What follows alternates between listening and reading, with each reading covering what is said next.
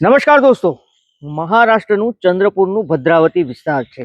આ વિસ્તારમાં બલ્લાવર ફેમિલી છે તે રહેતું હોય છે. આ બલ્લાવરમાં જે જયંત બલ્લાવર છે તે હેડ કોન્સ્ટેબલ હોય છે અને કલેક્ટર ઓફિસે તેની ડ્યુટી લાગેલી હોય છે. આ સિવાય તેની પત્ની અને ઘરમાં એક દીકરી હતી, આર્યા બલ્લાવર, જે જવાન દીકરી હતી. 3 લોકોનો આ પરિવાર હતો. 25 માર્ચ 2023નું એ વર્ષ હતું, એ દિવસ હતો. એ દિવસે જયંત બલ્લાવર છે તે હંમેશાની જેમ એ દિવસે પણ પોતાની ડ્યુટી ઉપર વહેલી સવારે ઘરેથી નીકળે છે. પરંતુ આ વખતે તે કલેક્ટર ઓફિસ જ્યારે પહોંચે છે ત્યારે તેને શ્વાસ છે તે ફૂલી રહ્યો હતો, તેને બેચેની થઈ રહી હતી અને તેની શરીર છે તે તેના કંટ્રોલ બહાર જતું રહ્યું હતું. આખરે બલ્લાવર છે તે ત્યાંના લોકો, જે સ્ટાફ હોય છે, તેને કહે છે એટલી જ વારમાં તે ઢળી પડે છે. તે ઢળી પડતા તેને હોસ્પિટલ લઈ જવામાં આવે છે અને ડોક્ટરો તેને હોસ્પિટલમાં મૃત જાહેર કરે છે.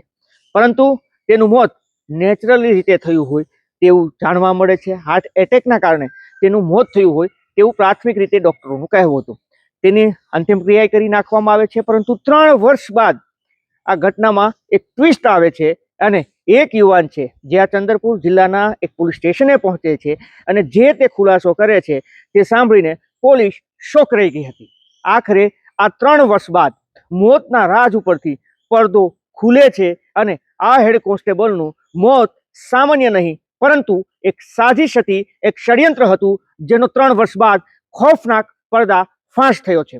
આખરે કોણે તેને મોત આપ્યું હતું, કઈ રીતે તેને મોતને ઘાટ ઉતાર્યા હતા અને શું કારણ હતું, આ જાણીને પણ પોલીસ હચમચી હતી. આ તમામ મુદ્દે વાત કરીએ, વિડીયોની શરૂઆત કરીએ. નમસ્કાર દોસ્તો, હું છું દિલીપ મોરી અને આપ જોઈ રહ્યા છો નમસ્તે ગીર. 25 એપ્રિલ 2023નું એ વર્ષ હતું જ્યારે જયંત બલ્લાવર છે તેનું મોત થયું હતું હેડ કોન્સ્ટેબલનું કલેક્ટર ઓફિસની અંદર. આ વાતને 3 વર્ષ વીતી જાય છે. વર્ષ આવે છે 2026નું, માર્ચ મહિનો હતો. ચંદ્રપુર જિલ્લાના રામનગર પોલીસ સ્ટેશનમાં આશિષ શેડમાર્કે કરીને એક યુવાન છે જે પોલીસ સમક્ષ હાજર થાય છે અને તે ત્યાંના પોલીસ અધિકારીને મળવાની જીદ કરે છે. આખરે ત્યાંના સ્થાનિક પોલીસ અધિકારી આશિષ શેડમાર્કેને મળે છે અને પૂછે છે કે શું કામ છે. તો એ વ્યક્તિ કહે છે કે મારે ફરિયાદ કરવી છે, મારી સામે જ મારે ફરિયાદ કરવી છે, જેમાં આપના અહીંયા પર જયંત બલ્લાવર છે જે હેડ કોન્સ્ટેબલ હતા એનું 3 વર્ષ પહેલા મોત થયું હતું અને મોત સામાન્ય નહોતું, નેચરલી નહોતું, પરંતુ એક સાજિશ હતી અને તેને મોતને ઘાટ ઉતારવામાં આવ્યા હતા. પરંતુ આ મોતની પાછળ અન્ય કોઈ જવાબદાર નહીં, તેની જ દીકરી આર્યા બલ્લાવરે આ સાજિશ રચી હતી અને હું પણ એ સાજિશની અંદર સામેલ હતો. આખરે પોલીસ અધિકારી પૂછે છે કે તારે ને આર્યાને શું સંબંધ છે અને શું કારણે જયંત બલ્લાવરની હત્યા કરી છે અને કઈ રીતે હત્યા કરી છે. આશિષ શેડમાર્કે કહે છે કે 3 વર્ષ પહેલા, મતલબ કે 2023ના વર્ષ પહેલા તે પોલીસ કર્મચારી તેને બનવું હતું, જેના કારણે તે તૈયારી કરતો હતો.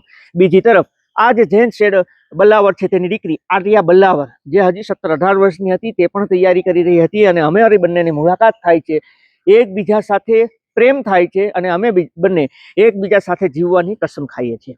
પરંતુ આ વાતની જાણ છે તે જયંત બલ્લાવરને થઈ હતી. તે અમારા લવનો વિરોધ કરતો હતો, કારણ કે મારી ઉંમર આર્યાથી 10 વર્ષ વધારે છે અને મારી પાસે એ સમયે જોબ નહોતી, જેના કારણે જયંત બલ્લાવર છે તે કોઈ પણ કાળે માનવા તૈયાર નહોતા. આખરે આર્યા નક્કી કરે છે કે તે પોતાના પિતાને જ વચ્ચેથી હટાવી દે તો તેને પોતાના પિતાની જોબ પણ મળી જાય અને આપના લગ્ન પણ થઈ જાય. તેના કારણે એક ખોફનાક સાજિશ છે તે આર્યા અને મેં રચી હતી. આર્યાએ એ દિવસે મારી પાસે એક ઝેરની ટેબ્લેટ મંગાવી હતી. મેં, મારો ભાઈ છે તેની પાસે, અંકલનો દીકરો છે તેની પાસે એ ટેબ્લેટ છે, તેને મેં લાવવા કીધું હતું, જેના કારણે 5000 રૂપિયા મેં એને આપ્યા હતા અને અન્ય તેણે કોઈ કિશોર પાસેથી આ ટેબ્લેટ મંગાવીને મારા સુધી પહોંચાડી હતી અને મેં આર્યા સુધી પહોંચાડી હતી. આર્યા એ દિવસે પોતાના પિતા દરરોજની જેમ કલેક્ટર ઓફિસે ડ્યુટી હતી ત્યારે સવારે નીકળે છે. આ સમયે આર્યા એ દિવસે મિલ્કશેક બનાવે છે અને આ મિલ્કશેકની અંદર એ ટેબ્લેટ નાખી દે છે. એ ટેબ્લેટ કંઈક એવી હતી કે એ પીધા બાદ તાત્કાલિક તેની અસર નથી થતી, પરંતુ અડધો કલાક બાદ થાય છે, જેથી કરીને આ જે જયંત છે એ દૂધ પીવે છે અને ઓફિસ જાય છે ત્યાં એ ઢળી પડે છે, જેના કારણે કોઈને જાણ નથી થતી. હોસ્પિટલ લઈ જવામાં આવે છે પરંતુ નેચરલ મોત લાગે છે, જેના કારણે તેનું પીએમ કરાવવામાં નથી આવતું. બીજી તરફ મહારાષ્ટ્ર અને અન્ય રાજ્યની અંદર એવું છે કે ઓન ડ્યુટી કોઈ કર્મચારીનું મોત થાય તો અનુકંપા મુજબ તેના પરિવારને જોબ આપવામાં આવે છે તેની જગ્યાએ, જેના કારણે આ જે આર્યા બલ્લાવર છે તેને પોતાના પિતાના મોત બાદ પોલીસની જોબ છે તે મળી છે અને તે ટ્રેનિંગમાં છે.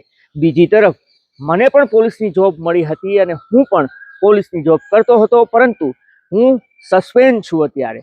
આખરે પોલીસ પૂછે છે કે તમારે આગળ શું થયું, મતલબ કે જયંત બલ્લાવરના મોત બાદ. તો આર્યા છે તેણે અને આ જે આશીષ શેરમાર્કે છે તેણે બંને લગ્ન કરી લીધા હતા. આ જે આર્યા બલ્લાવર છે તેને જોબ પણ મળી અને લગ્ન પણ થયા પોતાના પિતાની હત્યાની સાજિશ રચ્યા બાદ.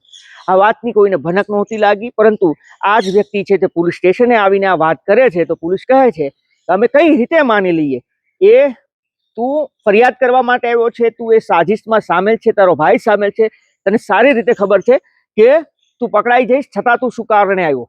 તો આ જે આશીષ શેરમાર્કે કહે છે કે આર્યા અને મેં એકબીજાને પ્રેમ કરતા હતા, અમારા લગ્ન થયા હતા, લગ્ન જીવન ખૂબ સારું ચાલતું હતું અને મારી જોબ પણ હતી, પરંતુ હમણાં જ હવે આર્ય બલ્લાવરની પણ જોબ લાગી છે અને અમારા બંને વચ્ચે હવે ઝઘડાઓ શરૂ થયા છે. એ પ્રેમ છે તે હવે જાહેર બની ચૂક્યો છે અને એકબીજાને સાથે જીવવું હવે મુશ્કેલ બન્યું છે, જેના કારણે અવારનવાર ઘરમાં ઝઘડા થતા હતા અને મારી નોકરી પણ હવે જતી રહી છે. મતલબ કે હું સસ્પેન્ડ થઈ ચૂક્યો છું, પરંતુ આર્યાના ખર્ચા હવે મારાથી ઉપડે એમ નથી અને પૈસા માટે પણ તે ઝઘડા કરે છે.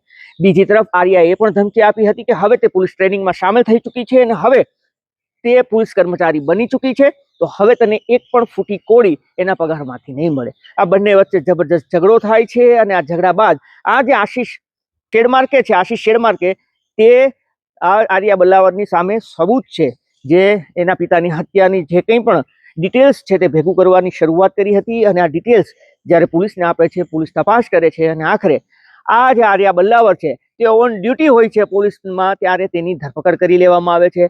આશીષ શેરમાર્કેની ધરપકડ કરી લેવામાં આવે છે. તેનો ભાઈ મોન્ટુ કરીને છે જે કઝિન, તેની ધરપકડ કરવામાં આવે છે. અને આ સિવાય જે છોકરાને એના કઝિને એ ટેબ્લેટ લેવા મોકલ્યો હતો એ છોકરાની પણ ધરપકડ કરવામાં આવી છે. આમ આ આર્યા બલ્લાવર છે જે પોતાના પ્રેમીને મેળવવા માટે અને સરકારી પોલીસ નોકરી મેળવવા માટે, જે પોતાના પિતા તેના ભવિષ્યની ચિંતા કરતા હતા તેને જ રસ્તામાંથી હટાવવાની તેના પ્રેમી સાથે મળીને સાજિશ કરે છે અને તેને મોતને ઘાટ ઉતારે છે. પરંતુ કુદરતનો ન્યાય કંઈક અલગ હતો. 3 વર્ષ બાદ એ જ બંને પ્રેમીનો જોડો છે તે બંને વચ્ચે ઝેર ઘૂંટાય છે. એનો પ્રેમ છે તે જાણે ઝેર બની જાય છે અને એકબીજા વચ્ચે બવાલ થાય છે અને આ બવાલ આખરે પોલીસ સ્ટેશન સુધી પહોંચે છે અને 3 વર્ષ બાદ આ જ પોતાના પિતાની હત્યાની સાજિશનો પર્દાફાશ થાય છે. દોસ્તો, તો કંઈક આપણા દેશની અંદર આવી ઘટનાઓ બની રહી છે. ક્યાંક પત્નીઓ છે તે પતિને મોતને ઘાટ ઉતારી રહી છે, તો ક્યાંક દીકરીઓ છે તે પોતાના પિતાને જ મોતને ઘાટ ઉતારી રહી છે. આપનું આ મુદ્દે શું કહેવું છે, શું માનવું છે, જરૂર કમેન્ટ કરજો. અમારો હેતુ કોઈને નુકસાન પહોંચાડવાનું, બદનામ કરવાનું નહીં, આપને સચેત અને જાગૃત કરવાનું છે કે આપ પણ સાવધાન રહો, સતર્ક રહો, સલામત રહો. જોતા રહો નમસ્કાર. ધન્યવાદ.